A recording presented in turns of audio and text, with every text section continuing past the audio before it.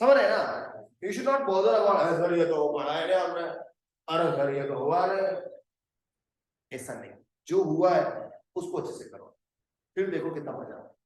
ठीक है, thermal properties of matter की बात। तो सबसे पहला चीज जो इसमें डिस्कस किया जाता है वो होता है क्या? टेम्परेचर। टेम्परेचर, टेम्परेचर को हिंदी में कहते हैं तापमान। यहां से शुरुआत होती है एक्चुअली चैप्टर। कहां से शुरुआत होती है? तापमान से शुरुआत होती है। टेम्परेचर क्या है? Temperature basically, temperature is something like when we touch some object, तो डिग्री ऑफ हॉटनेस और कोल्डनेस जो है टेम्परेचर को मेजर, मतलब temperature is the measurement of degree of hotness और कोल्डनेस। जैसे मैंने जो है अभी ये लैपटॉप को चार्जर लगाया है, इसको टच करता हूं तो थोड़ा गर्म लगता है एक्चुअली, समझ रहे हैं? और वही अगर मैं इस लकड़ी यानी इस वुड को टच करता हूं तो ठंडा लगता है। इट मींस मैं ऐसा बोल सकता हूं इस लैपटॉप का टेम्परेचर इस वुड के टेम्परेचर से ज्यादा है, रिलेटिवली बोलना पड़ेगा। ऐसे नहीं बोल सकते कि ये कम है और ये ज्यादा, रिलेटिवली आपको बोलना पड़ेगा कि ये कम है और ये ज्यादा। तो दैट इज द प्रोसेस। तो लिखेंगे temperature is the degree of, बेटा ये लाइट्स ऑन कर दो, ये वाली और वो वाली।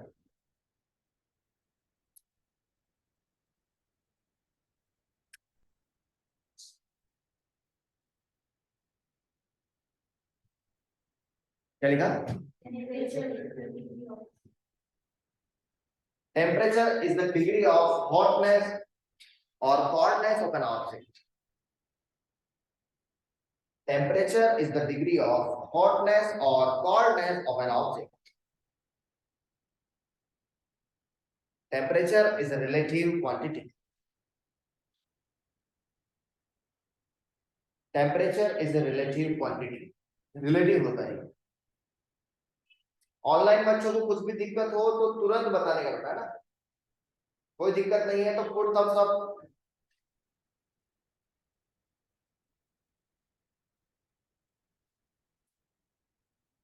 So temperature is the measure of degree of hotness or coldness of object and it is relative quantity.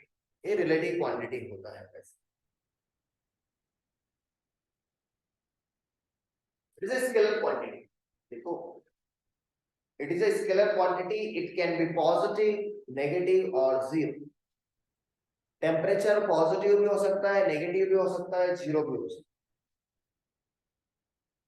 Temperature can be positive, negative और जीरो।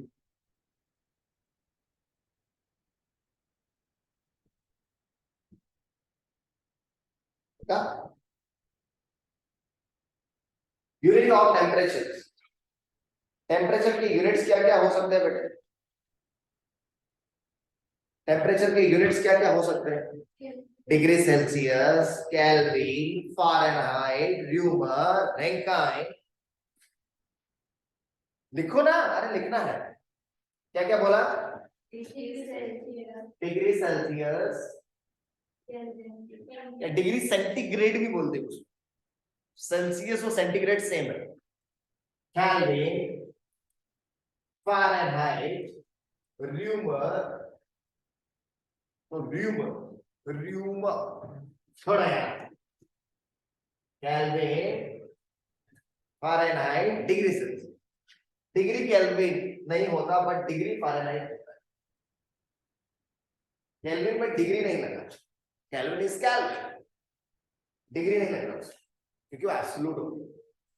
एब्सोल्यूट चीजों में फिर वो डिग्री का यूज किया नहीं जाता। केल्विन टेम्परेचर स्केल को एब्सोल्यूट माना है। टेम्परेचर को डिनोट किससे करते हैं? So temperature is either denoted by T or theta.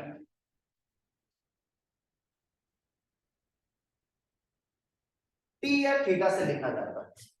इसका डायमेंशन क्या आ जाएगा टेम्परेचर का, या तो T1 और थीटा, T1 और थीटा। T1 नहीं K1, T तो टाइम का होता है, सॉरी K1, K मतलब केल्विन वाला। तो K और थीटा और इसका जो है क्या होता है डायमेंशन होता है। स्केलर क्वांटिटी है, kelvin, degree Celsius, degree Fahrenheit, T या थीटा से लिखेंगे और ऐसे लिखा जाता है। क्लियर है फंडा टेम्परेचर का। अभी टेम्परेचर को मेजर करने के लिए जो है हम कैलिब्रेशन करना पड़ता है टेम्परेचर स्केल से। फोन आ रहा है,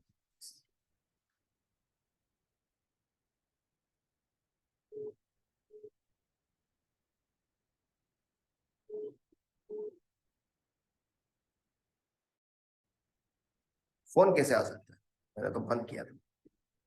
ठीक है आ जाओ,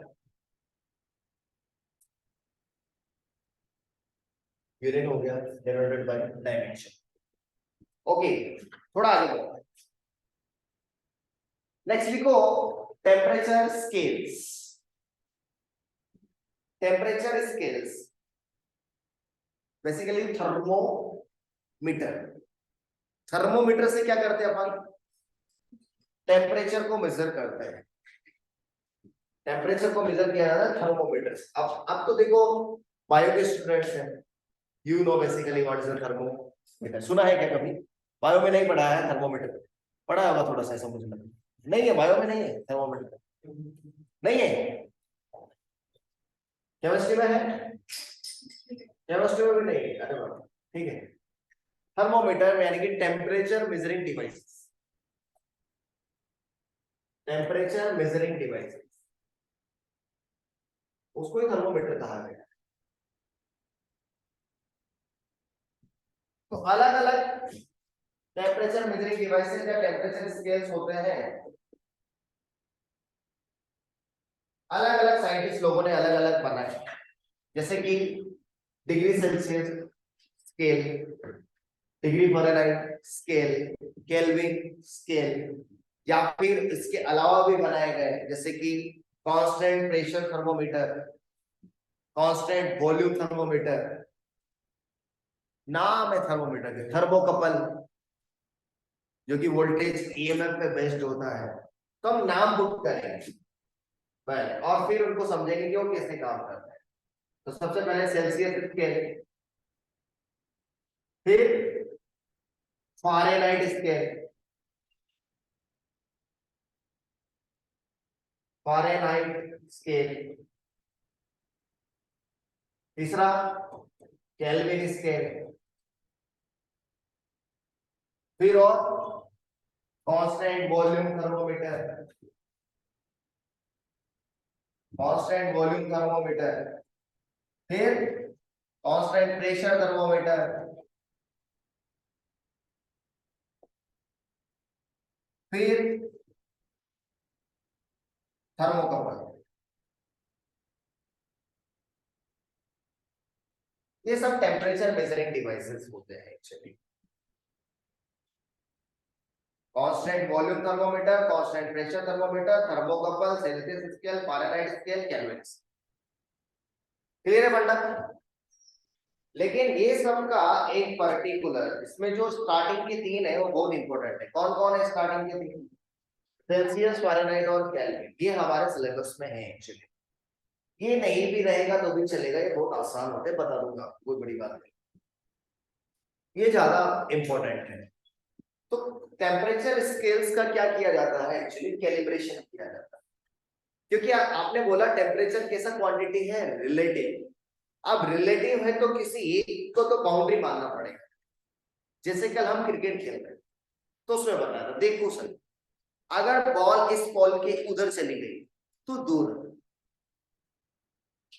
बॉल अगर डायरेक्ट जाकर के आगे वाले पोल को टकराती है तो 6 रन। अगर बॉल ऊपर लग के नीचे आ गई, वहां पे किसी जाली लगा था और कैच कर लिया तो आउट नहीं माना जाएगा। तो क्या थे उनके कुछ स्टैंडर्ड्स थे, क्या थे, उसके हिसाब से काम। So that is kind of calibration. तो क्योंकि रिलेटिव है, रिलेटिव चीजें होती है, तो एक जैसे कि पॉवर्टी लाइन है, सुना कभी पॉवर्टी लाइन के बारे में? उसको हिंदी में बोलते हैं गरीबी रेखा। क्या बोलते हैं? गरीबी रेखा। तो सरकार की कुछ योजनाएं रहती है, वो सिर्फ किसके लिए रहती है? Below poverty line. Below poverty line है तो ढेर सारी योजना होगी, अबव पॉवर्टी लाइन है तो कम योजना है। नहीं समझ रहे हैं? तो क्या किया हुआ है? स्टैंडर्ड सेट किया हुआ। इसके नीचे वाले लोग गरीब, इसके ऊपर वाले लोग अमीर। तो वैसे टेम्परेचर में भी रहता है। टेम्परेचर में भी कुछ तो आपको सेट करना पड़ेगा, जिसके रेस्पेक्ट में हम लोग जो है इन टेम्परेचर स्केल्स का कैलिब्रेशन कर सकते। कैलिब्रेशन क्या बोलते हैं उसको? कैलिब्रेशन। तो कैलिब्रेशन ऑफ टेम्परेचर स्केल होता है on the basis of zeroth law of thermodynamics.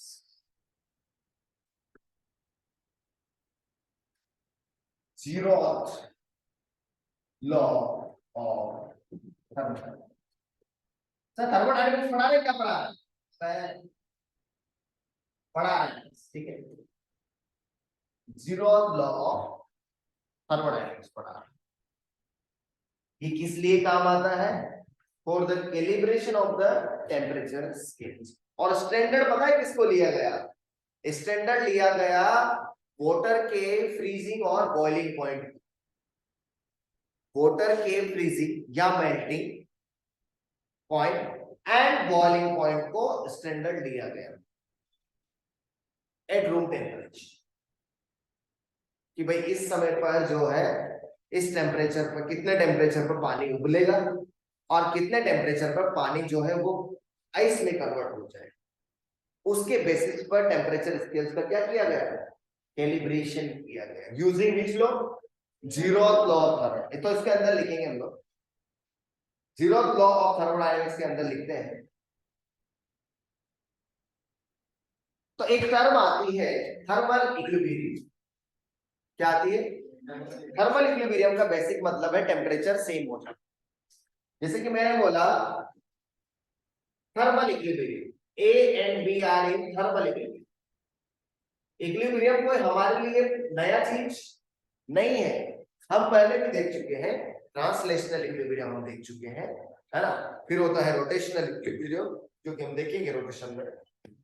तो वैसे ही थर्मल इक्विलिब्रियम, थर्मल इक्विलिब्रियम का मतलब होता है कि if A and B are in thermal equilibrium, that means the temperatures are same और इक्वल। यानी कि TA is equal to, temperature का इक्वल हो जाना ही क्या कहलाता है? Thermal equilibrium. हम किसकी बात कर रहे हैं? Zeroth law of thermodynamics. तो लिखो, इसके अंदर लिखना है, वो अलग से बना लेना। बादल, बादल अलग से बना लेना। अभी मैं जो बोल रहा हूं उसको लिखो आप पहले। When A and B are in thermal equilibrium, when A and B are in thermal equilibrium,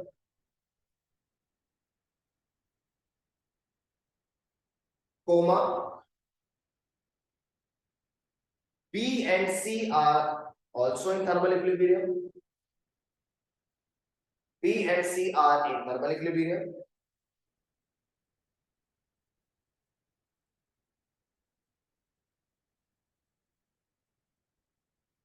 Then A and C will also be in thermal equilibrium.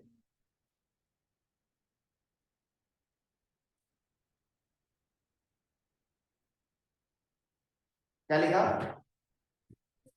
When A and B are in thermal equilibrium, B and C are in also thermal equilibrium, then A and C will also be in thermal. ये तो चंपू है। इसका मतलब क्या है? मान लो कोई object A और कोई ऑब्जेक्ट क्या है? B है। और दोनों किसमें है, thermal equilibrium. It means what, T is equal to T। अब B भी है और क्या है, C है। B और C भी किसमें है, थर्मल इक्विलिब्रियम में है, यानी कि क्या है, TB is equal to TC। So that means what, T is equal to, ये तो कोई भी बताएगा, बट फिर अलग क्या चीज है, ऐसे क्यों लिख रहे हैं। तो एक्चुअली क्या होता है, A और B के बीच में एक वॉल है, there is a wall and this wall is known as diathermic wall। So diathermic wall वो होती है जिससे हीट ट्रांसफर हो सकता है, जैसे हीट ट्रांसफर हो गया। हीट ट्रांसफर तब तक हुआ जब तक कि दोनों टेम्परेचर सेम ना हो जाए, थर्मल इक्विलिब्रियम अचीव ना हो जाए। तो हीट ट्रांसफर तब तक होता है जब तक कि टेम्परेचर इक्वलाइज ना हो जाए। बी और सी के बीच में भी कौन सा वॉल था, डायथर्मिक वॉल था, जिससे हीट ट्रांसफर हो सकता। लेकिन ए और सी के बीच में जो है एडियाबैटिक वॉल था, एडियाबैटिक। सब लोग रिपीट करेंगे, क्या बोला सर ने, एडियाबैटिक। तो बी और सी के बीच में एडियाबैटिक वॉल था। तो दिस इज एडियाबैटिक वॉल, जिससे हीट ट्रांसफर नहीं हो सकता। Adiabatic wall, no heat transfer possible. फिर भी क्या हो गया, ए और सी किस में आ गया, थर्मल इक्विलिब्रियम में आ गया, even though there is adiabatic wall between them ends. A और सी के बीच में एडियाबैटिक वॉल होने के बावजूद भी वो किस में आ गए, थर्मल इक्विलिब्रियम में। इसको बोलते हैं कैलिब्रेशन। कैलिब्रेशन करना है ये, जैसे कि एक एग्जांपल से समझते हैं, ए बी सी का एग्जांपल। ए बी सी तो ठीक है, बट एग्जांपल से बताओ, ऐसे थोड़ी होता है। तो मान लेते हैं कि इंडिया में है अभी हम लोग, let's say we are in India. तो इंडिया में एक बाल्टी बाल्टी ले लेते हैं, बकेट, और एक बकेट है USA, one bucket in India and one bucket in ऊसा यूएसए। इसमें भी भर दिया है पानी और इसमें भी भर दिया है पानी। ये है ए बाल्टी, ये है सी बाल्टी, और एक थर्मोमीटर लिया। थर्मोमीटर देखा क्या कभी आप, जब आप बीमार पड़ते होंगे, ताप आता होगा आपको, तो क्या करते हैं, थर्मोमीटर से आपका टेम्परेचर चेक करते हैं। 100 के ऊपर गया तो बहुत ज्यादा है, 100 के नीचे रहा तो नॉर्मल है, 98 होना चाहिए। कितना होना चाहिए आपको तो पता है, 97 कुछ तो, 97 पॉइंट समथिंग होना चाहिए नॉर्मल ह्यूमन बॉडी टेम्परेचर जो है वो। अगर डिग्री सेल्सियस की बात करें तो 36 के आसपास है वो, और फारेनहाइट में ले जाए तो 97 98 के आसपास है। उससे ज्यादा हो जाता है, 100 हो जाता है, उससे ज्यादा हो जाता है तो लोचा हो जाता है, आदमी बीमार गिरता है। तो क्या किया बेटा, एक थर्मोमीटर लिया, और थर्मोमीटर को पहले किस में डाला, इंडिया वाली बाटली में डाला। ऐसे रहता थर्मोमीटर, इंडिया वाली बाटली में डाला, कुछ तो रीडिंग ले लीजिएगा, ठीक है। ये थर्मोमीटर का नाम है लेट्स से बी। मैं बता रहा हूँ एबीसी कैसे आप जज करें। मैंने मार्किंग कर लिया, मार्किंग नोट कर लिया। अब इसी थर्मोमीटर को कहाँ लेके गए, ऊषा, ऊषा लेके गए, और वापस से कहाँ डालना, ऊषा वाली बाल्टी में डाल। इसी थर्मोमीटर लेके जा सकते हैं ना थर्मोमीटर को, तो इसी थर्मोमीटर को ऊषा वाली बाल्टी में डाल, तो वापस से क्या देगा, उतना ही आ रहा है जितना कहाँ आ रहा था, उतना ही वहां आ रहा है। अब आप देख सकते हैं कि ए और बी थर्मल इक्विलिब्रियम में है या नहीं है, हीट ट्रांसफर हो रहा है कि नहीं हो रहा है, कौन सा वॉल है इनके बीच में, डायथर्मिक। तो टी ए बराबर टीबी है या नहीं। अब बी को उठा के कहां लेके गए, तो बी और सी में कौन सा वॉल है, डायथर्मिक, और बी बराबर सी आ रहा है। यहां से आ रहा था टी ए बराबर टीबी, और यहां से आ रहा है टीबी बराबर TC.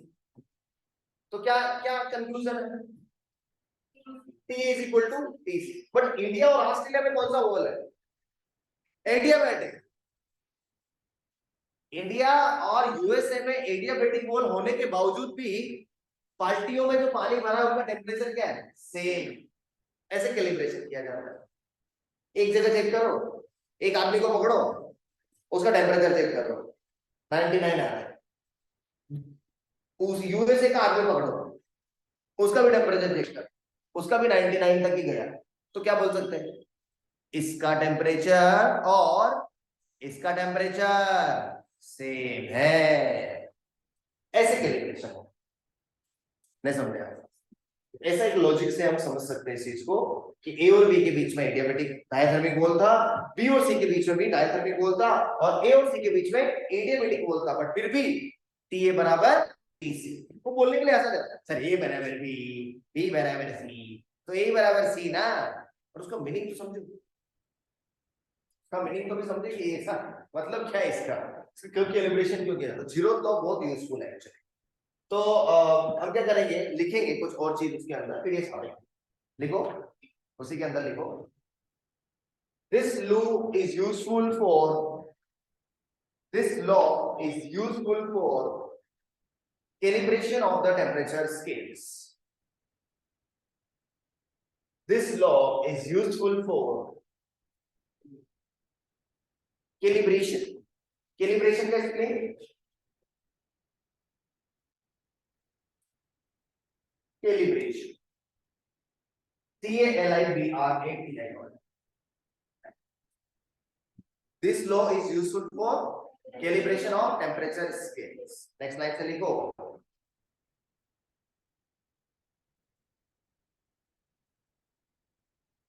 freezing point, freezing point, bracket में लिखो melting point, freezing point bracket में लिखो melting point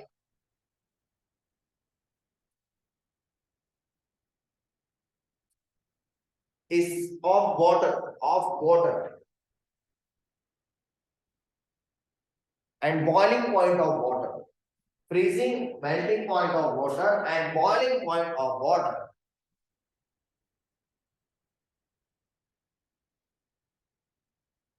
is taken as a reference, is taken as a reference, is taken as a reference, is taken as a reference for the calibration of temperature scales. For the calibration of temperature scales. For the calibration of temperature scales.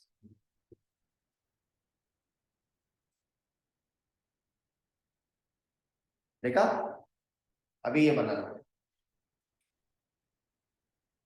थोड़ा जल्दी जल्दी करेंगे, चलो बना लिया, बनाना है, बनाना है।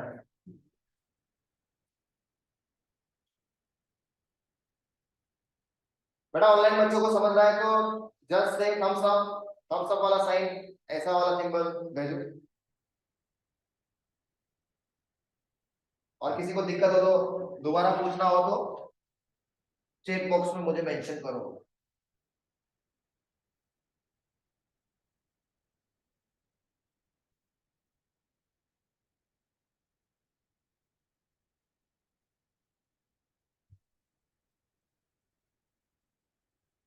बेटा स्क्रीनशॉट नहीं लेने हैं आपको,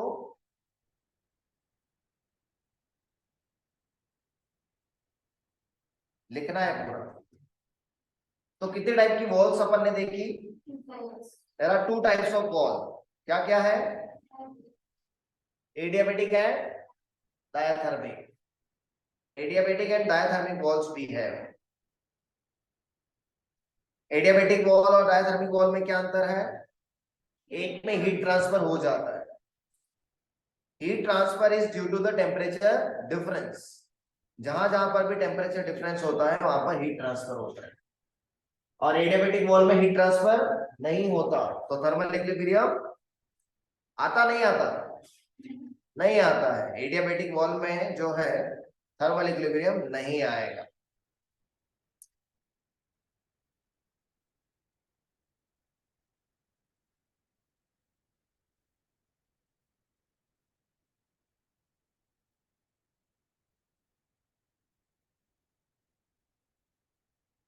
डन हो गया हो तो यस बोलो, लिख लिया सर।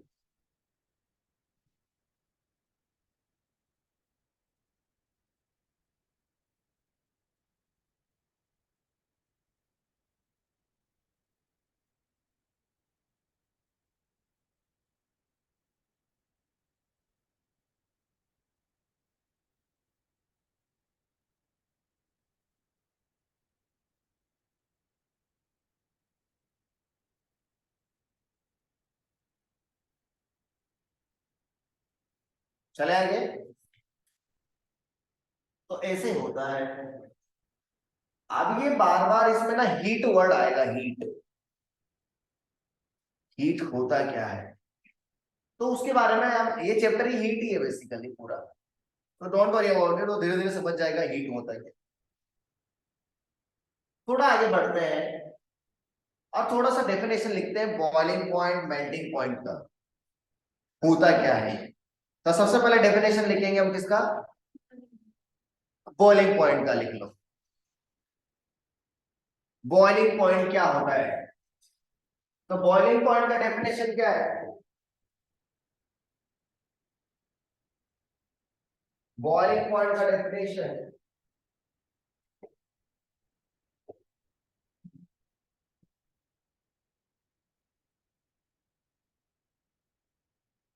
तो बॉइलिंग पॉइंट का डेफिनेशन यहां लिख देता हूं मैं।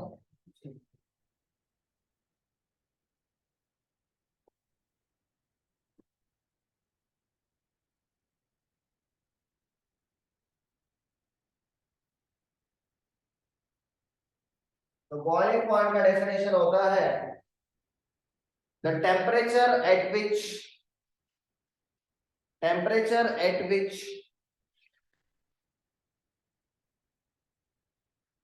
temperature at which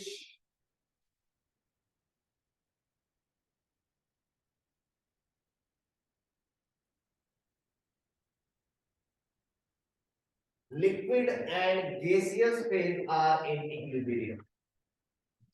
Liquid and gaseous phase of a substance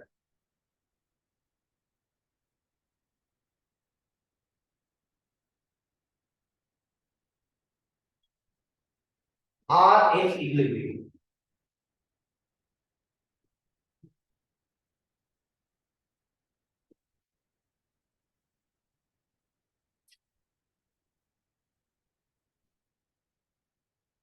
इसका मतलब क्या होगा, इसका मतलब होगा, देखो तीन फेज होते हैं किसी भी सब्सटेंस के, कौन कौन से, सॉलिड, लिक्विड और गैस। तो लिक्विड से जब गैस में चेंज हो रहा होगा या गैस से जब लिक्विड में चेंज हो रहा होगा, लिक्विड से गैस या गैस से लिक्विड जब चेंज हो रहा होगा, तो ये जिस पर्टिकुलर टेम्परेचर पर होगा उसी को क्या बोलेंगे, टीबी। टीबी मतलब बॉइलिंग पॉइंट,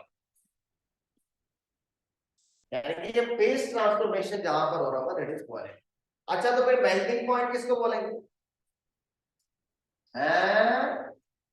मेल्टिंग पॉइंट का खुद से लिखेंगे क्या, क्या लिखोगे,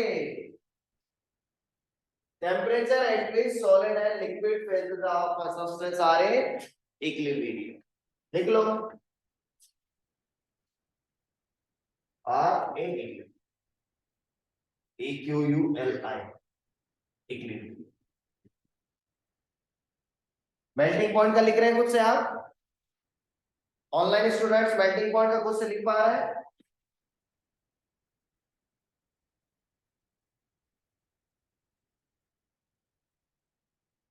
ये मनीष कुमार नाम से कौन है, अच्छा ये तो नहीं है, यस। वो कुछ बोल नहीं रहा है, हम तो कुछ नहीं कर रहा है। हाँ, लिखा क्या, क्या लिखा, temperature at which solid and liquid phase of substance are, actually यहाँ पे क्या मिक्सचर रहता है, बॉइलिंग पॉइंट जब आएगा ना तब किस किस का मिक्सचर होगा, लिक्विड और गैस का। और जब फ्रीजिंग पॉइंट, इसको freezing point is also known as freezing point, freezing. तो इस पर्टिकुलर टेम्परेचर पर किस किस का मिक्सचर होगा, सॉलिड और लिक्विड। मिक्सचर लिखू क्या कि समझ गए? समझ जाना यार, इतना भी क्या भी क्या, बिल्कुल ही नादान तो नहीं हो। तो सॉलिड और लिक्विड फेज जब हमारी इक्विलिब्रियम में रहेगी तो उसको बोलेंगे टी एफ, यानी कि फ्रीजिंग पॉइंट या मेल्टिंग पॉइंट। एक और होता है बेटा, एक और होता है, that is called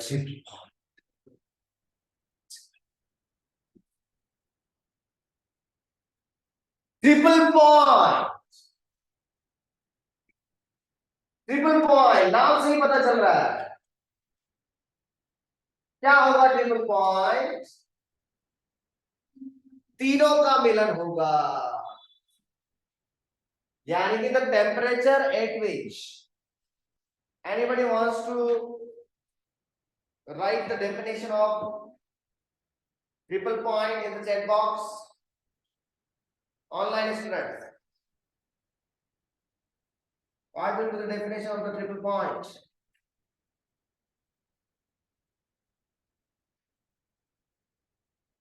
The definition will be the temperature at which, yeah, all three phases of the substance are in equilibrium.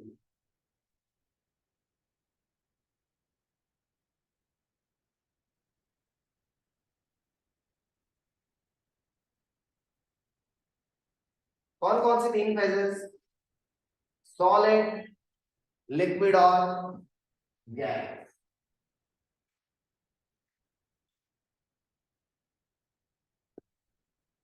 Three phases of the substance are in equilibrium.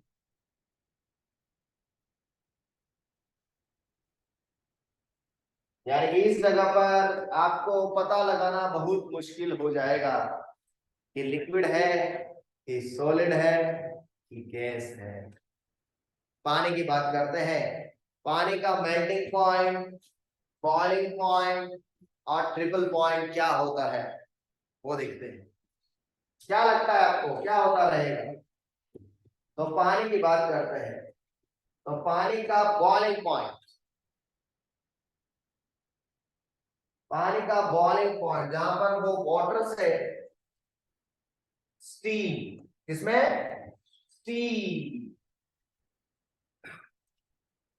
जिसको वाटर वेपर भी कहते हैं, क्या बोलते हैं water vapour में convert कर रहा होगा या उल्टा।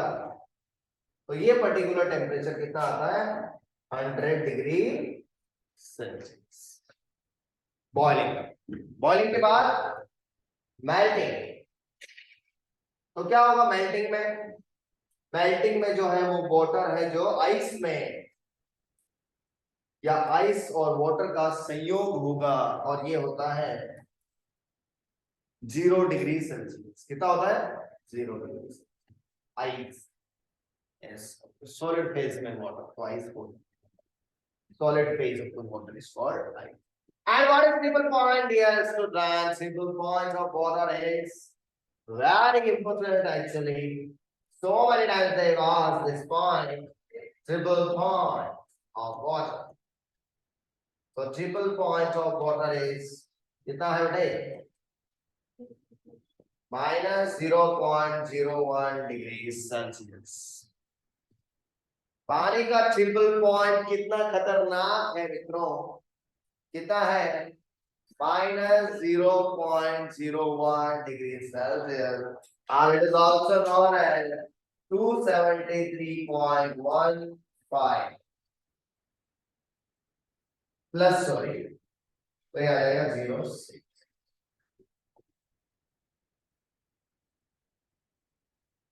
कैसे करते हैं पता है क्या? डिग्री सेल्सियस को केल्विन में कन्वर्ट कैसे करते हैं? 273.15 ऐड करते हैं, राइट? तो उसमें 273.15 ऐड करेंगे तो कितना आ जाएगा 273.16। दैट इज व्हाट, क्या बोलते हैं इसको, ट्रिपल पॉइंट ऑफ वाटर। कितना है 0.01 degree Celsius, 273 point. Direct question आया बेटा इससे, डायरेक्ट क्वेश्चन आया है।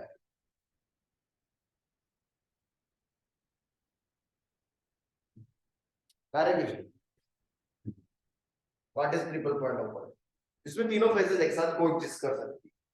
सो ट्रिपल पॉइंट ऐसा होता है जिसमें तीनों फेजेस यानी कि क्या मिक्सचर रहेगा, सॉलिड प्लस यानी कि ice plus water plus T, तीनों एक साथ आप यहाँ पर देख सकते हैं। क्या बात है यानी कितना कितना इंटरेस्टिंग है ये, कितना मजेदार है।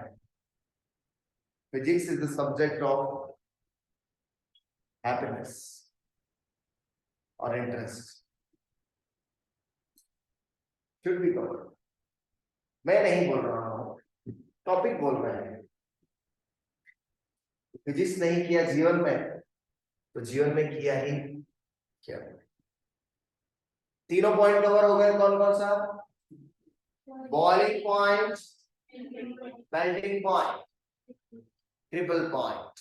पानी का boiling point 100 degree Celsius, melting point triple point 0.01 degree. अगर आपने पानी का टेम्परेचर इतना कर दिया तो उस समय पर आप देखेंगे कि आपको आइस भी मिलेगा, उसमें लिक्विड फेज में पानी भी मिलेगा और उससे वाष्प भी निकल रहा है। That is called steam. यकीन नहीं होता है? घर पे जाके करके देख लियो, घर पे जाके करके देख। देखो हम तो वही पढ़ा रहे हैं जो किताबों में लिखा है। मैंने थोड़ी ना 0.01 डिग्री सेल्सियस पर लेके गया है, पर लेके जाएंगे तो पहले वो ठहरेगा ही नहीं उधर। 0.01 डिग्री सेल्सियस में ठहरता नहीं, क्योंकि हम बोलते ना 3 तिगाड़ा काम बिगाड़ा। तो पानी 0.01 डिग्री सेल्सियस पे ठहरेगा ही नहीं, तो इसलिए गड़बड़ हो जाता है। बट हमको पता होना चाहिए ट्रिपल पॉइंट एक क्या, बिकॉज इतना देखो, दो लोगों की ही नहीं बनती है, तीन की कहां से बनेगी? दो लोगों में इतना झगड़ा है, तीन लोग एक साथ रहे तो क्या हो? Not possible. Solid plus liquid plus gas, तीनों फेज यहाँ पर। नेक्स्ट लिखेंगे हम log temperature scales calibration. Calibration मत लिखो, ऐसे ही टेम्परेचर स्केल्स करके लिख लो। तीन टेम्परेचर स्केल देखेंगे अपन, कौन कौन से? हाँ, एंड कन्वर्जन ऐसे लिखना, temperature scales conversion, temperature scales conversion. Conversion मतलब एक से दूसरा कैसे लाया, एक से दूसरा कैसे लाया उसको देखते हैं। एक से दूसरा कैसे लाया,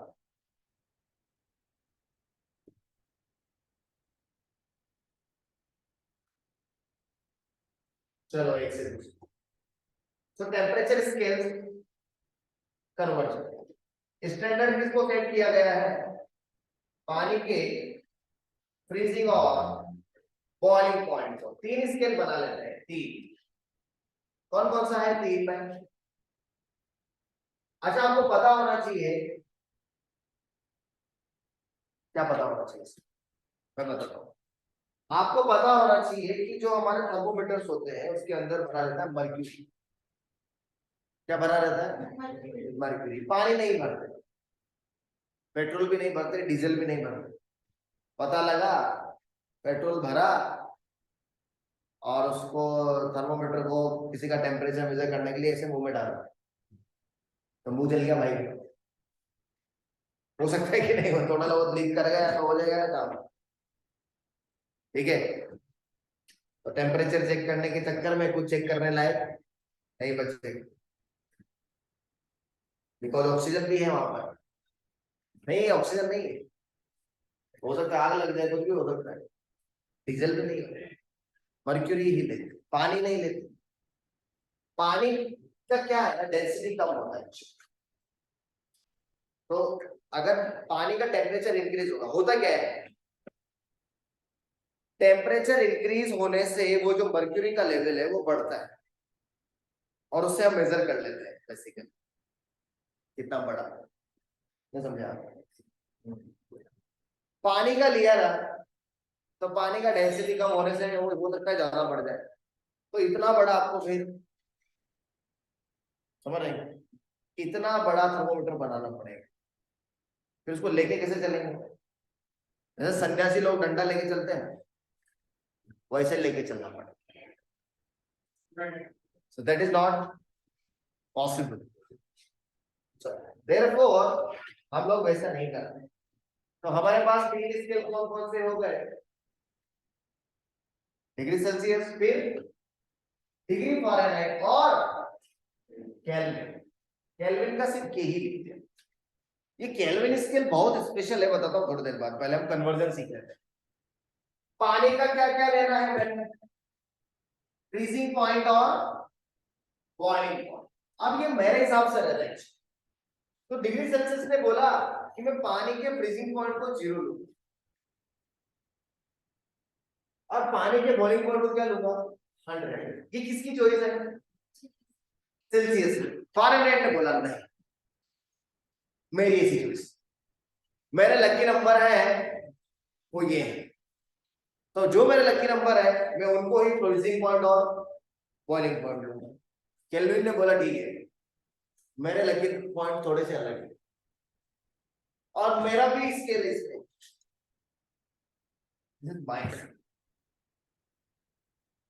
मजा के क्या, इन लोगों के साथ मेरा नाम भी तो आ सकता है, ऐसा कोई चोरी थोड़ी है।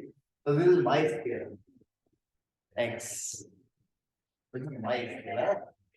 तो हुआ क्या, यहाँ पर जब फ्रीजिंग पॉइंट को लिया फ़ारेनहाइट ने कितना, सॉरी सेल्सियस ने कितना लिया? 0। तो इसने कितना लिया उसी को? 32 लिया। Lucky numbers. इसने कितना लिया? ये तो खतरनाक आदमी था, 273.15। और मैं सीधा सा बच्चा हूं तो मैंने ले लिया एफपी ही ले ली, कोई भी नंबर हो सकता है, एफपी ले ली, एफपी को एफपी ले ली है। बॉइलिंग पॉइंट को सेल्सियस ने कितना लिया? 100। इसने लिया 212, इसने लिया 373.15 और मैंने तो क्या ले लिया? पीपी।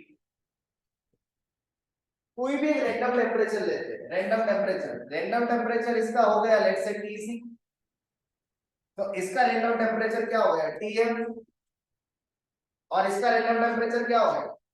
टीके, और इसका रैंडम टेम्परेचर हो गया टी, टीएक्स। यानी कि जो डिग्री सेल्सियस में कितना है वो फ़ारेनहाइट में, केल्विन में और मेरे स्केल में एफपी। जो डिग्री सेल्सियस में 100 है वो इसमें, इसमें और इसमें पीपी, और जो इस स्केल में टीसी है वो टीके और टीएक्स। समझ में आ रहा है लॉजिक? कोई बड़ी बात नहीं, मतलब वी आर जस्ट इंटरपोलेटिंग, है ना, मिला रहे हैं उनको कि कौन क्या हो सकता है। अरे ऑनलाइन वाले बच्चों को समझ रहा है क्या बोल रहे हैं सर यहाँ?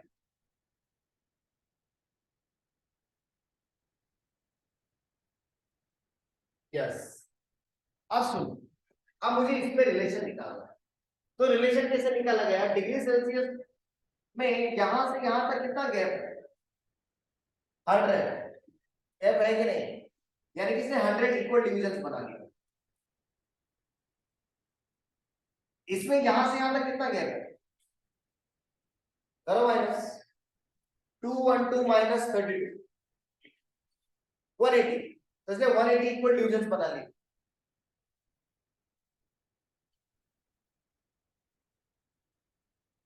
इसमें कितना गैप है? 100 का ही है। तो इसने कितने डिविजन बनाए होंगे? 100। इसमें कितना गैप है? बीपी माइनस एफपी, तो उतने ही क्या बना लिए होंगे? डिविजन्स बना लिए होंगे। यानी कि इसका जो 100 डिविजन्स है वो इसके 180 डिविजन्स, और इसके 100 डिवीजन, और इसके बीपी माइनस एफपी डिविजन के इक्वल है कि नहीं है? ये ना मतलब अगर डेल्टा सी की बात करो, फिर डेल्टा एफ की बात करो, और वापस से डेल्टा के की बात करो, और फिर किसकी बात करो? डेल्टा एक्स की, तो क्या आएगा? डेल्टा सी आ जाएगा 100, डेल्टा एफ कितना आएगा? 180, और डेल्टा के वापस से, और ये क्या आएगा? BP minus FP. नहीं आएगा? आएगा ना? ये यहां से यहां तक लेते हैं, यहां से यहां तक का डिफरेंस लेते हैं, ये सेम ही आना चाहिए। ये डिफरेंस कितना होगा? TC minus 0। ये डिफरेंस कितना होगा? TF minus 32। ये डिफरेंस कितना होगा? और वो डिफरेंस कितना होगा? टीएक्स माइनस, ये रेशियो इक्वल आना, इस रेशियो में आना चाहिए। वास्तव में खत्म हो गया ना यार, ये रेशियो सेम होना चाहिए, ये रेशियो सेम चाहिए। तो बस यहां से किसी का भी रिलेशन निकाल लो, जैसे कि मैं रिलेशन निकालना चाहता हूं इन दोनों, तो क्या करूंगा? इन दोनों का जो रेशियो आया है उसको बस डिवाइड कर दूंगा, सेम ही आंसर आ जाएगा। रेशियो डिवाइड कर दो, क्या आ गया? दिस डिवाइडेड बाय दिस कर दो, या दिस डिवाइडेड बाय दिस कर दो, जैसे भी आपको पसंद हो। कैसे करना चाहेंगे आप? दिस डिवाइडेड बाय दिस कर दो, वो कांस्टेंट ही आने वाला है, बिल्कुल कांस्टेंट हो। ठीक है, तो देखो मैं क्या कर रहा हूं, TC minus 0 upon 100 is equal to TF minus upon 180। तो यहां से किस किस में रिलेशन आ जाएगा? डिग्री सेल्सियस और फारेनहाइट। टी टी नहीं आप लिखना चाहते तो आप डायरेक्ट यहां पर सी, यहां पर एफ, यहां पर के, और यहां पर एक्स लिख सकते हो, वो भी अच्छा लगता है। सी क्या? एफ, के और एक्स। तो यहां पर भी क्या हो जाएगा? सी माइनस 0, एफ माइनस 0, के और ये एक्स, तो ये एक्स, के, एफ और सी। तो यहां पर भी क्या हो जाएगा? सी और, तो C minus 0 upon 100 should be equal to, काट डालो ऐसे सी और एफ का रिलेशन आ जाएगा। ये कटेगा क्या? एक जीरो से एक जीरो कट गया, ये 5 टाइम्स और ये 9 टाइम्स, तो एफ आ गया 9/5c प्लस 32। मुझे याद है आपने छोटी छोटी क्लासेस में इसको याद किया हो, relation between degree Celsius and Fahrenheit. क्या ऐसा ही था? आज प्रूव किया है। तो आज के पहले हम लोग क्या करते थे? सिर्फ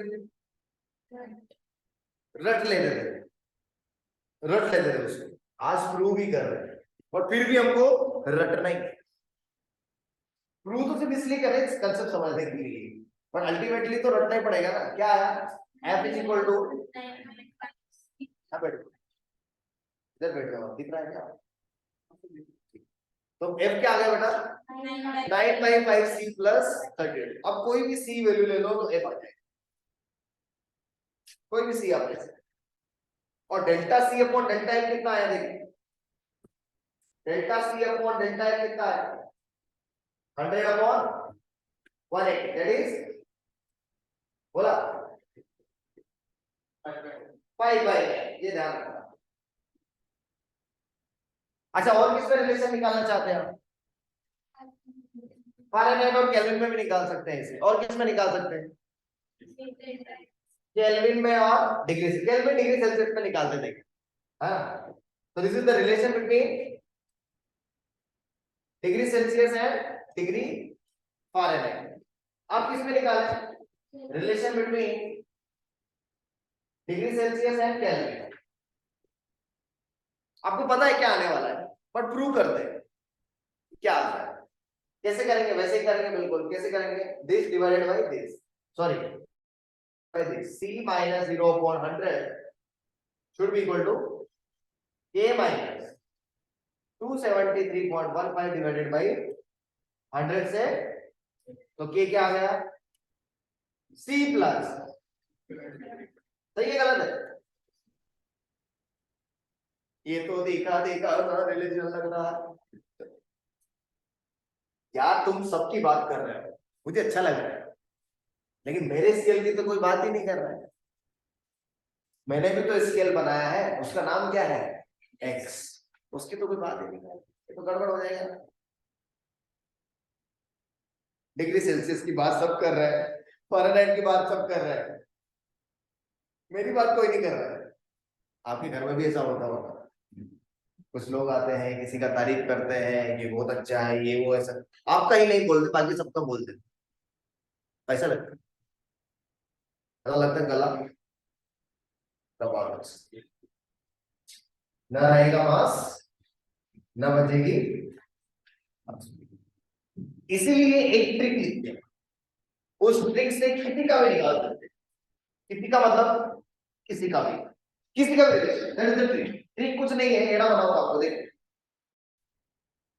जैसे आपने क्या लिखा, c minus 0/100 minus 0 is equal to f minus 32/212 minus 32, ऐसे लिख रहा है हमें। और फिर केल्विन के लिए k minus 273.15/373.15 is equal to, अब मेरे पास लिखने x माइनस एफ पी मतलब फ्रीजिंग पॉइंट, और नीचे क्या, BP minus F P should be always a constant. कोई भी स्केल हो, ये चीज हमेशा कांस्टेंट रहने पर। डिग्री सेल्सियस ले तो एक की जगह सी आएगा कि नहीं आएगा। फ्रीजिंग पॉइंट कितना होता है उसका, 0। बॉइलिंग पॉइंट कितना होता है, तो 100। हर रेट ले, यहाँ पर आ जाएगा 32 212 32 केल्विन के 273.15 373.15 273.1 एकदम है। डेल्टा सी अपॉन डेल्टा के निकालोगे तो आ जाएगा 1:,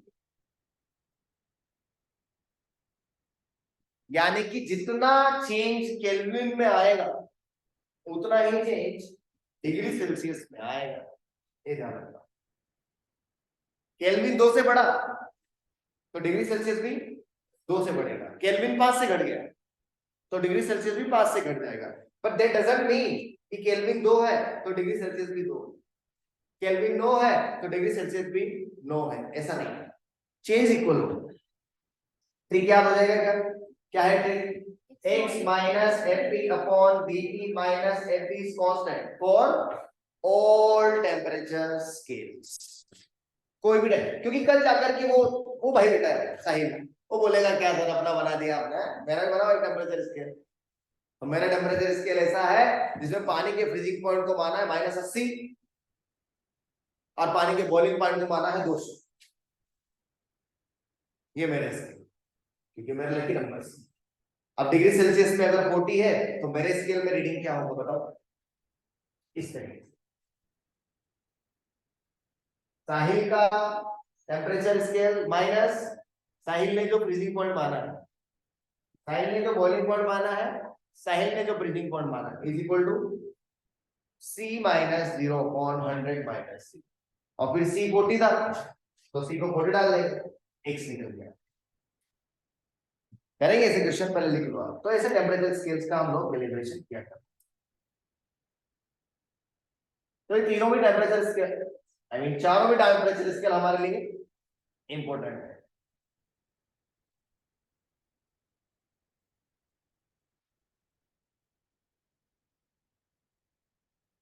ऑनलाइन बच्चों को समझ रहा है क्या, क्या कहीं चलने के लिए।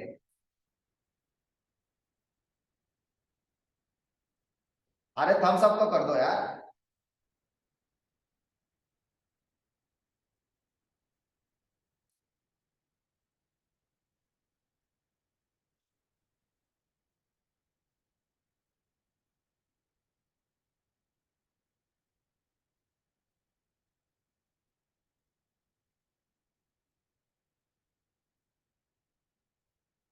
वैष्णवी को नहीं समझ रहा है लग रहा है, याशिर भाई को भी नहीं समझ रहा है।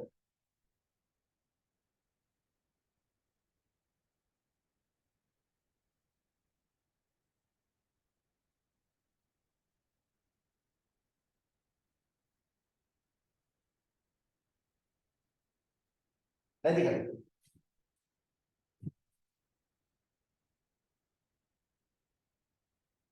तो the point is we should remember किसका फ्रीजिंग पॉइंट क्या है, किसका बॉइलिंग पॉइंट क्या है।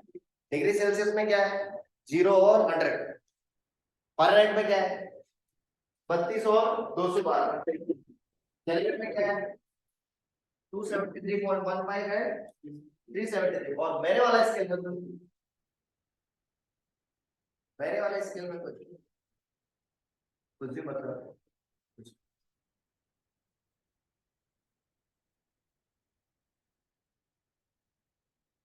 और फ़ारेनहाइट और डिग्री सेल्सियस का रिलेशन क्या है, F is equal to 9/5C plus 30। अच्छा आप फ़ारेनहाइट में और केल्विन में रिलेशन क्या करते हैं, हाँ ये कौन से फॉर्मूला ये ना करते हैं।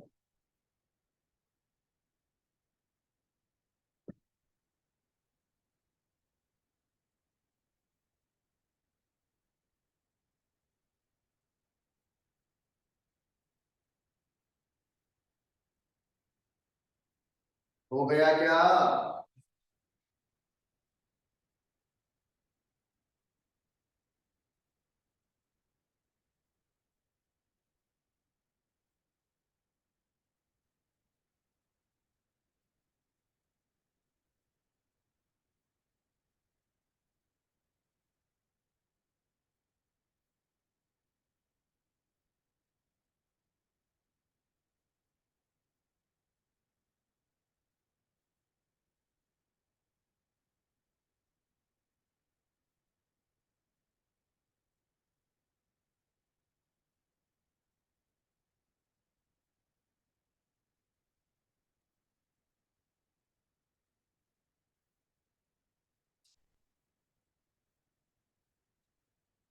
find out the temperature at which Celsius and Fahrenheit scale gives same reading. Find out the temperature at which Celsius and Fahrenheit scale give same reading. 5 line छोड़ दो, अगला लिखो।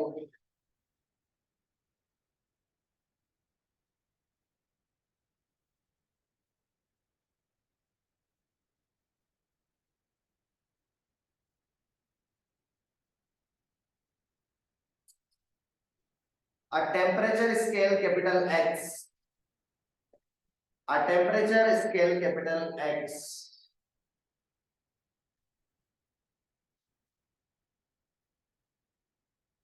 reads, a temperature scale capital X reads freezing and boiling point of water, freezing and boiling point of water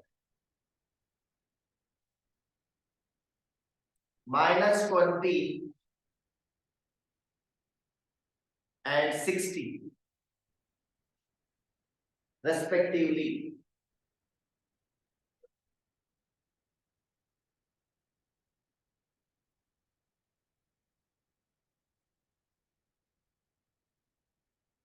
-60, sorry, -20 and 60 respectively. If temperature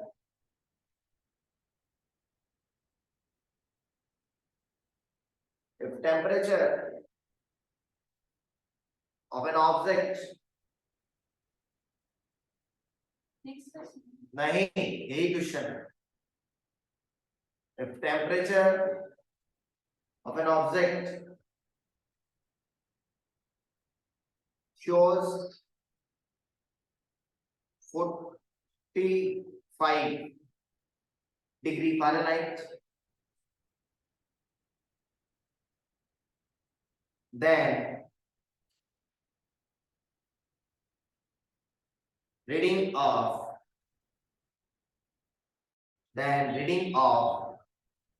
temperature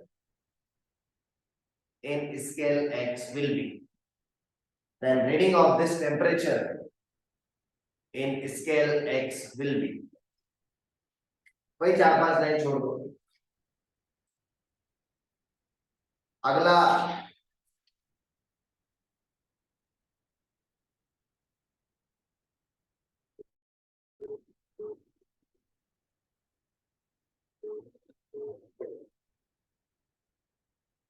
note डाल के लिखो, noting. अगला note डालो, लिखो Kelvin scale is considered absolute temperature scale.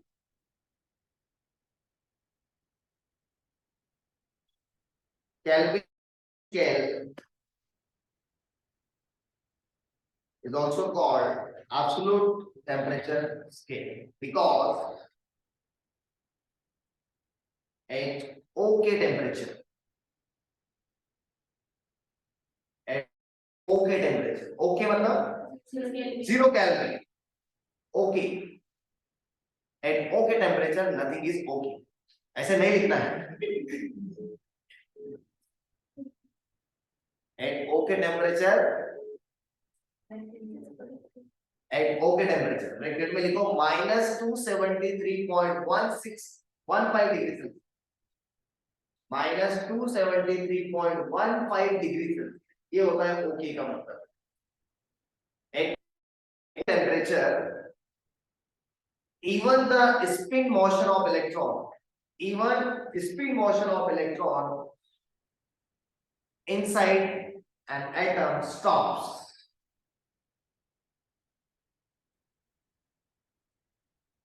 Even the spin motion of electron inside the atom stops. It means सब खत्म हो जाता है, यानी कि no one is alive, everyone is dead at OK. Therefore, at OK, no one is OK. लिख सकते हैं आप फ्रेंड्स करके, solve friends. At OK, no one, not a single one is OK. It means अगर temperature OK से ज्यादा है, then we can say something is OK. But if temperature become less than OK or OK, then nothing is OK. Therefore, it is called absolute temperature scale.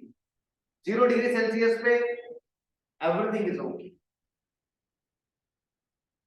But at 0 Kelvin, nothing is OK. इसलिए अगर आपको कोई आदमी जिंदा चाहिए या आपको कुछ चाहिए तो temperature must always be greater than okay, ओसी नहीं, ओके।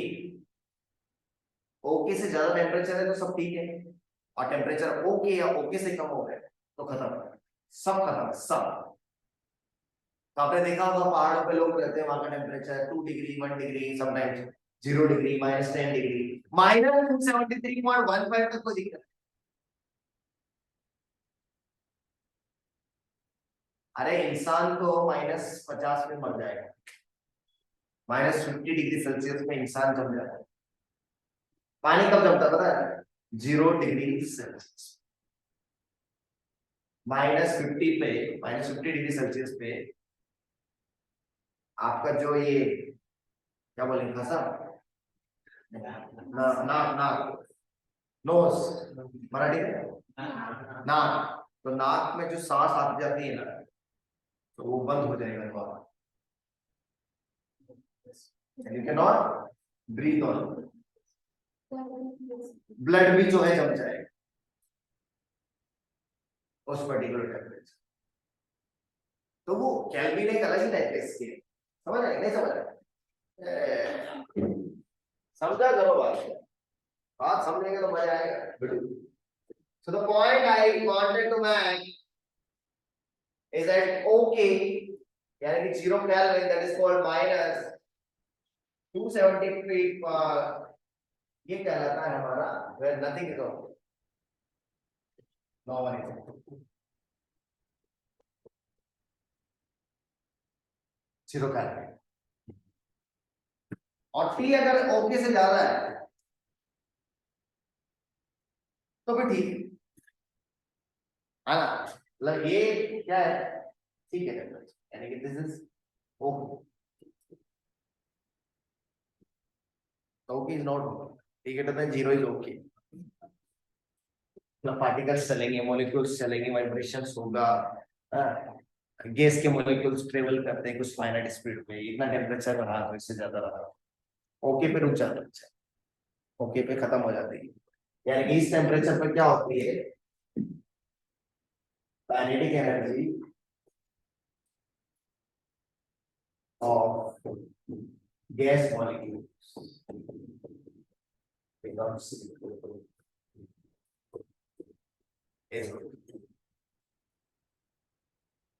और वो जब बंद, हवा भी क्या है, गैस है ना, तो जब वो हवा हमारे नाकों के अंदर नहीं जाएगी, सांस लेंगे तो भी, तो फिर खत्म है, खत्म, तो टी ग्रेटर देन ओके ठीक ठाक कंडीशन, इसलिए और केल्विन को हमेशा क्या बोलते हैं, absolute temperature scale, absolute temperature scale ऐसा बोलो,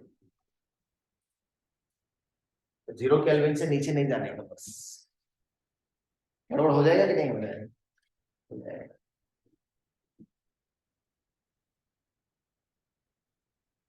और देखो एक चीज हो रही है यहाँ पर, वो बता, अच्छा क्वेश्चन सोल्व करते हैं ना अपन ने, कुछ क्वेश्चंस लिए हैं शायद से, पहला क्वेश्चन करो, क्या है पहला क्वेश्चन, अरे ऑनलाइन वाले बच्चे इधर ही है या सो गए, wake up wake up wake up sleeping souls, wake up, तो ऑनलाइन बच्चे क्या घर पे हैं, ऐसे पड़े पड़े देख रहे होंगे, कब सो जाएंगे पता नहीं, इसलिए वेकअप करना पड़ता है, चलो बेटा, तो पहला क्वेश्चन बहुत आसान लग रहा है मुझे, क्या रिलेशन है एफ और सी का, F is equal to 9/5 C plus, ऐसे ही तो शायद वो बोल रहा है एफ बराबर सी, अरे ऐसे ही है शायद, एफ इक्वल टू कर दो, एफ की जगह पे सी डाल दो,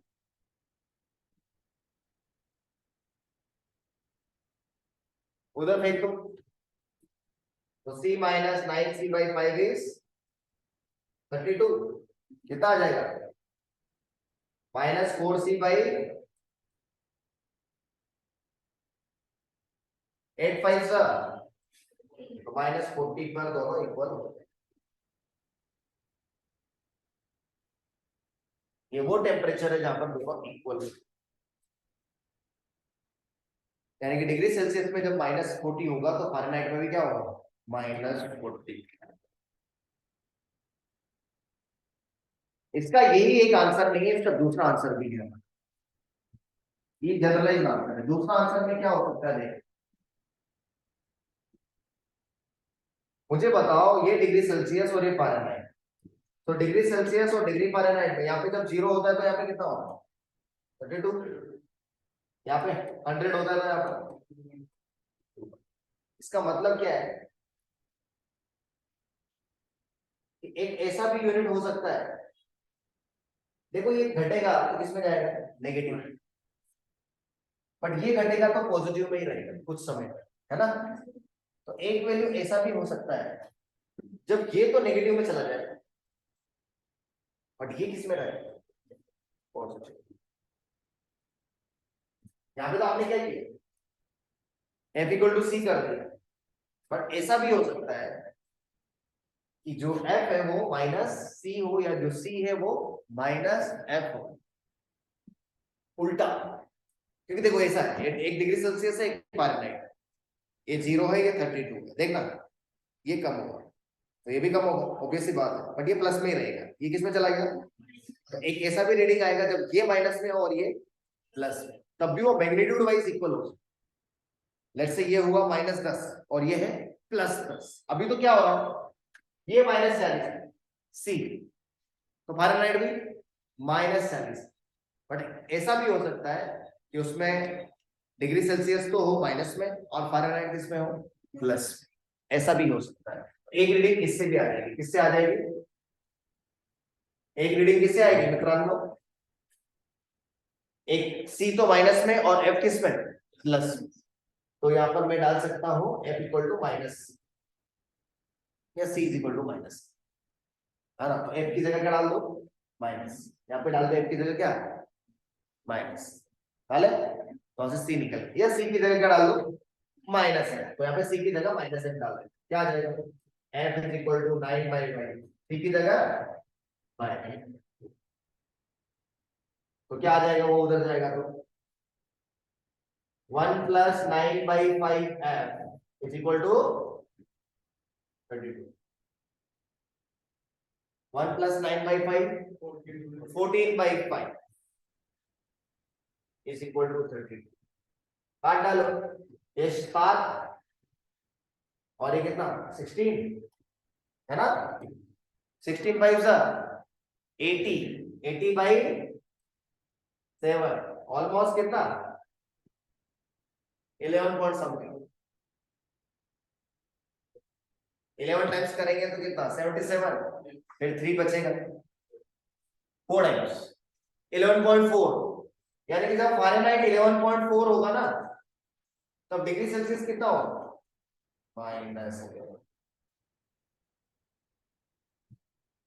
ऐसे भी इक्वल हो सकते हैं, बट एक में प्लस, एक में magnitude wise they are equal. तो एक आंसर तो क्या है, -40, यानी कि सेल्सियस -40 तो केल्विन, सॉरी डिग्री फ़ारेनहाइट -40 तो डिग्री सेल्सियस भी -40।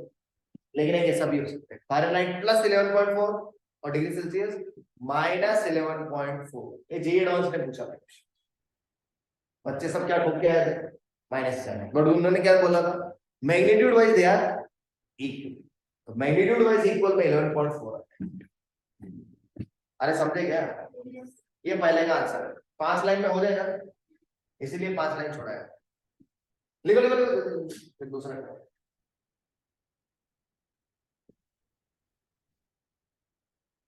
ऑनलाइन वाले बच्चे जूम भी कर सकते हैं, एक्चुअली स्क्रीन को बड़ा छोटा कर सकते हैं। अब समझ तो लिया है ना, 12 बजे तक चलेगा अपना क्लास। ये क्या 4:30 बज गए, दूसरा क्लास चालू हो जाएगा।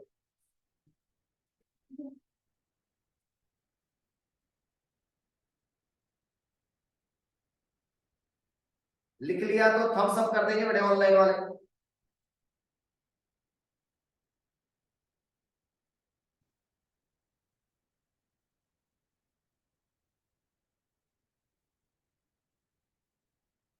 अपना क्लास एग्जैक्टली कितना बजे चालू हो जाएगा कल से, 10 ना।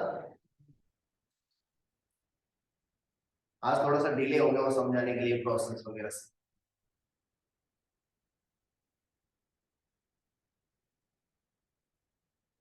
हाँ, सेकंड क्वेश्चन क्या पढ़ता है, सेकंड क्वेश्चन क्या पढ़ रहा है, दो स्केल दिए, एक तो कौन सा है, एक्स, और दूसरा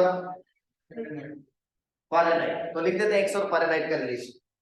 क्या याद रखने योग्य है, देखो याद रखने योग्य चीज क्या है, ये scale minus, basically scale minus freezing point upon boiling point minus, ये कांस्टेंट होना चाहिए, इससे आप सब निकालो। किसके लिए लिखते हैं पहले, एक्स के लिए, एक्स माइनस, एक्स का फ्रीजिंग पॉइंट कितना दिया है, -20। देखो ये उसमें एक बार बॉइलिंग पॉइंट 60 माइनस पॉइंट किसके साथ ले रहा है, फ़ारेनहाइट, फ़ारेनहाइट का है, फ़ारेनहाइट का कितना होता है 32, और ये 212 -32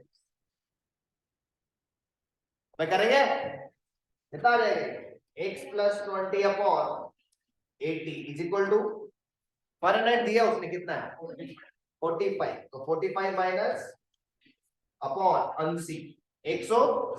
अब एड़े की तरह मत करना है सर, 80 गया ना, एक बचा, ऐसे होता है, ऐसे नहीं कर देते कुछ बच्चे, अरे सर 80 कट रहा था काट दिया, अब फिर भी आंसर नहीं है सर, काटने के बाद में आंसर है। कैंसिल आउट किया फिर भी नहीं आ रहा है। 45 माइनस 8 सॉरी 32 13 तो 13 इंटू 0 तो काट सकते हैं और ये 4 टाइम्स 9 टाइम्स और ये 13 4 52 upon 52 upon 9 which will be 52 upon 9 minus 9 52 minus 1 सही कर लेंगे बेटा देख लो एक बार ये 13 बचेगा 13 4 52 तो 52 upon 9 minus 20 कितना आ जाएगा माइनस 128 अपॉन सही है जो भी होगा जो भी होगा यानी कि जो फ़ारेनहाइट में 45 है वो इस पर्टिकुलर स्केल में माइनस 128/9 होगा ऐसा टेम्परेचर का ही है टेम्परेचर प्लस में भी हो सकता है माइनस में भी हो सकता है किसी में भी हो सकता है कितना आता है लगभग 9 1 से 9 कितना बचेगा 3 9 4 से 36 फिर कितना बचा 2 9 2 से 18 फिर कितना बचा 2 तो 2 फिर 2 तो 2 तो 2 तो 2 ही आता है यानी कि माइनस 14.22 एक्स में इतना तो फ़ारेनहाइट में 45 ऐसे क्वेश्चन आते हैं यार ज्यादा समय आपका बर्तन देख लो कैसा लगा आपका आज का लेक्चर आपको समझ में आया क्या जो अपन ने नया चैप्टर चालू किया कौन सा थर्मल प्रॉपर्टीज ऑफ मैटर तो इसका पहला टॉपिक खत्म भी कर दिया इसका नाम क्या था टेम्परेचर खत्म हो गया टेम्परेचर अभी कल हम चालू करेंगे थर्मल एक्सपांशन थर्मल एक्सपांशन एक छोटा सा बता देता हूँ constant volume thermometer constant pressure thermometer जो कोई पूछने वाला नहीं फिर भी लिखेंगे एक 2 मिनट और लूंगा 1 मिनट कांस्टेंट वॉल्यूम के लिए 1 मिनट कांस्टेंट प्रेशर तो कांस्टेंट वॉल्यूम थर्मोमीटर देखो ये लिखिएगा आपने ऑनलाइन वाले बच्चे आर यू देयर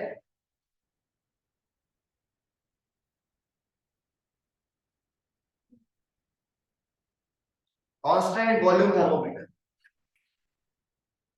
तो कांस्टेंट वॉल्यूम थर्मोमीटर नाम से ही पता चलता है इसमें क्या करेंगे वॉल्यूम को कांस्टेंट रखते हैं वॉल्यूम को कांस्टेंट रखेंगे तो according to ideal gas equation PV is equal to nRT होता है कि नहीं वॉल्यूम कांस्टेंट कर दिया तो प्रेशर डायरेक्टली प्रोपोर्शनल हो जाएगा किसके टेम्परेचर तो उसमें प्रेशर वेरिएशन के हिसाब से टेम्परेचर का पता लग जाता है प्रेशर बढ़ा तो टेम्परेचर भी बढ़ेगा प्रेशर घटा तो टेम्परेचर भी घटेगा प्रेशर दोगुना हो गया तो टेम्परेचर भी दोगुना हो जाएगा प्रेशर आधा हो गया तो टेम्परेचर भी आधा हो जाएगा this is called constant volume thermometer लिखो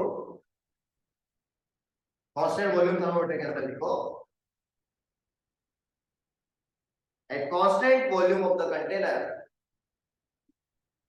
at constant volume of the container at constant volume of the container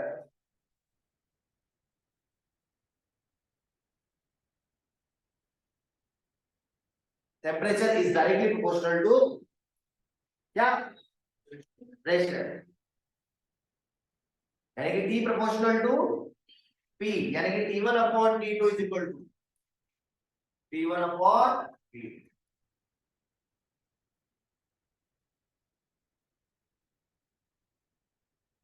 ये लिख लो तो उसमें ऐसे ही करते हैं प्रेशर वेरिएशन के हिसाब से करते हैं दूसरा वाला आप खुद से लिख सकते हैं क्या है कांस्टेंट प्रेशर थर्मोमीटर क्या लिखोगे प्रेशर कांस्टेंट कर देंगे तो टेम्परेचर डायरेक्टली प्रोपोर्शनल हो जाएगा किसके वॉल्यूम तो उसमें क्या लिखेंगे फिर अपन at constant pressure temperature is directly proportional to volume.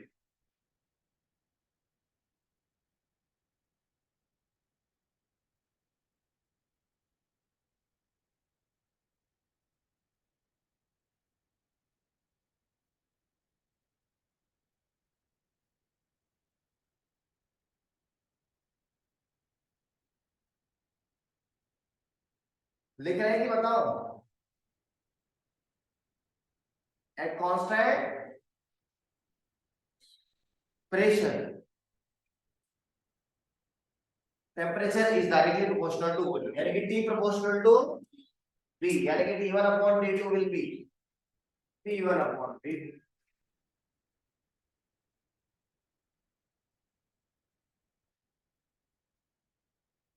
Thermocouple भी लिख लो, नहीं है सर तो फिर भी लिख लो। थर्मोकपल क्या होता है बेसिकली, उसमें जो टेम्परेचर होता है वो ईएमएफ, ईएमएफ जानते हैं? ईएमएफ के प्रोपोर्शनल, इलेक्ट्रो ईएमएफ हम पढ़ ही रहे हैं इलेक्ट्रोडायनेमिक्स में, ईएमएफ पढ़ा है, अभी तो चैप्टर भी वही चल रहा है। कौन सा? ईएमआई ना, इंड्यूस ईएमएफ। तो वो ईएमएफ क्या होता है, टेम्परेचर के साथ चेंज हो जाता है, क्योंकि टेम्परेचर चेंज होने से जो है प्रॉपर्टीज चेंज होती है सेल की, तो उसकी वजह से उसका ईएमएफ भी चेंज हो जाता है। तो लिख लो उसमें आप, temperature becomes the function of, thermocouple के अंदर temperature becomes the function of EMF of the circuit.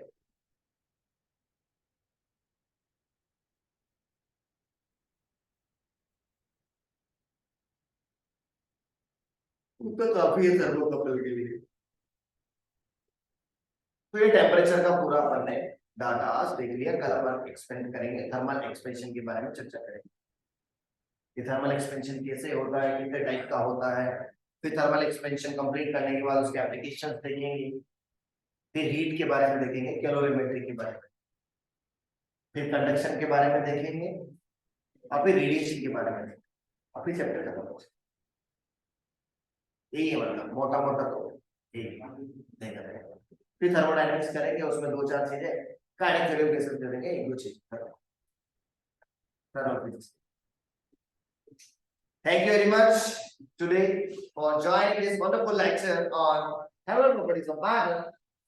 Hope कि कल और बच्चे ऑफलाइन आएंगे, और ऑफलाइन में जो दम है वो ऑनलाइन में, और भाई खुद चल के आया है सुनने, ऐसा ही हुआ था तो रास्ते में था। अच्छा, इसलिए दुकान पर बैठा। ओके।